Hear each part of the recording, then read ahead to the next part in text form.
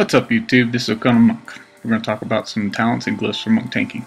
First one is Tiger's Lust. It instantly removes immobilizing effects and gives us 70% more speed for 6 seconds for good mobility while tanking. And the second one would be Chi Wave. It heals us approximately 5 times if we're down low on life, and if we're not, we'll heal other people in the raid, so it keeps them up too. It's pretty good.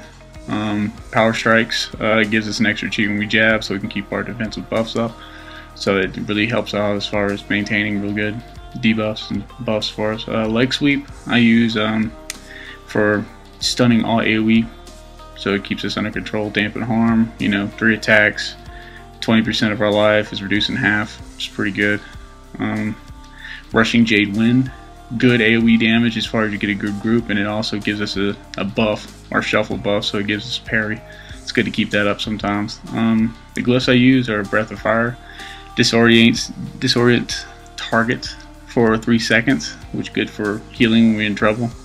Always a good thing. Glyph of Guard increases our guard by 10, but only absorbs magical damage, which is good for magic fights for us, so we don't take a lot of damage from it. And Glyph of Spinning Crane Kick, it makes us spin at normal speed so we can pick up stuff for AoE a lot quicker. Now I'm going to show you my gear. As you can see right now, it's 483 tanking gear. All the gear I have mostly is Raid Finder, which is looking for raid. I have one trinket that's 463 heroic blue. I use it for the stam because our primary stats are stam, to hit, which 7.5, expertise at 7.5, to crit, to haste, to parry, dodge, and master is your worst stat possible. So if you're going to gem your stuff, gem stam and parry most of the time, unless you need to hit, which the hit, I'll show you here in a little bit, should be around 7.5, around there.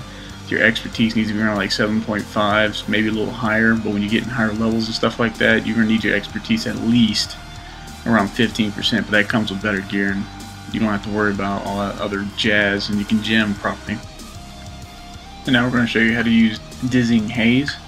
How to get first aggro. You basically just hit your spell and your AoE ability, on the screen that you see here, the green circle, and you use it to get that first initial aggro so the warriors out there don't freaking charge in and take all your aggro at the first bat. It's a pain in the butt when you get that sometimes.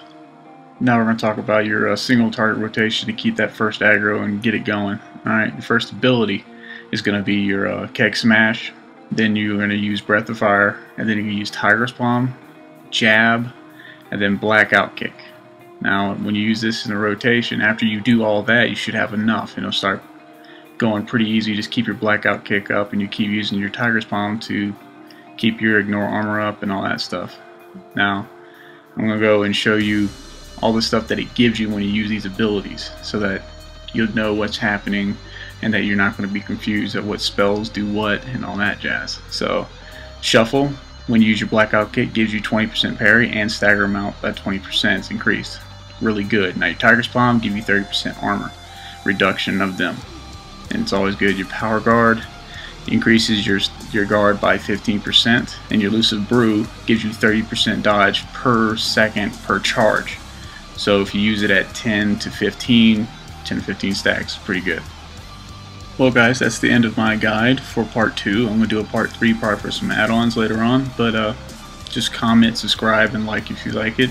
Thank you for watching the video, and appreciate your time. Alright, bye.